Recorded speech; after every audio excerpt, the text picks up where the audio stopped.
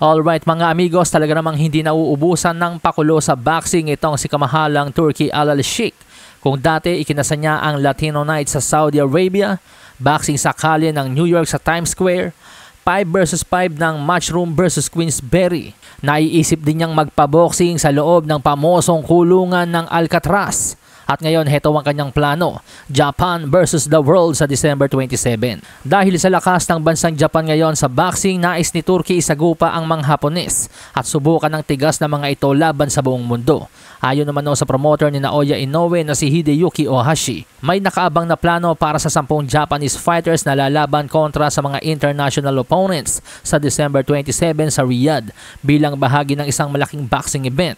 Si Naoya Inoue ang nakatakdang maging main event, habang ang mga posibleng kumatawan para sa bansang Japan ay sina Junto Nakatani, Kenshiro Teraji, Yoshiki Takei, Andy Hiraoka, Yuta Sakai, Hayato Tsutsumi at Reito Tsutsumi. Target ng event na ito magpakitang gilas ang Japan sa global stage sa ilalim ng spotlight ng Riyadh season. Isang sagupaan ng disiplina, bilis at technical na galing ng mga Japanese boxers laban sa iba't ibang estilo mula sa buong mundo. Ayon sa ilang rumors, Naoya Inoue versus Alan David Picasso sa main event, Junto Nakatani versus Ramon Cardenas, debut ni Junto sa 122-pound division.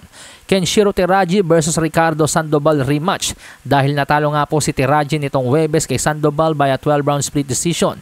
So magandang pagkakataon ito para sa kanilang rematch na maging parte ng Japan versus the world.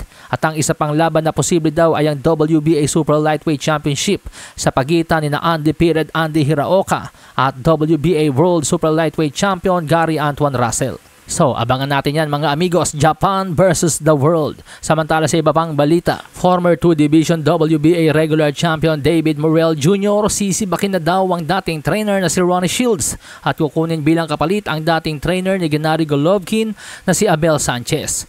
Marahil ang hakbang na ito ay dahil tila disconnected na si Morrell sa kanyang trainer na si Ronnie Shields lalo na sa kanilang mga huling naging laban.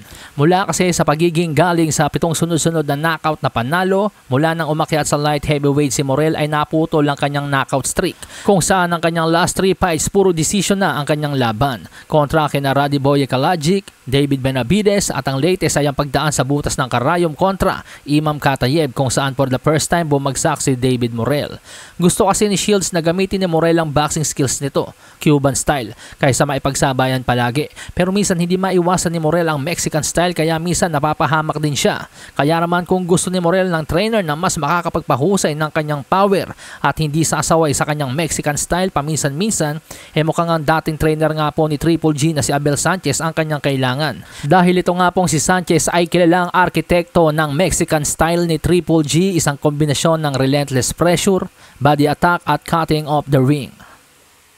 Malasahin ang baraha, patunayan mo sa akin.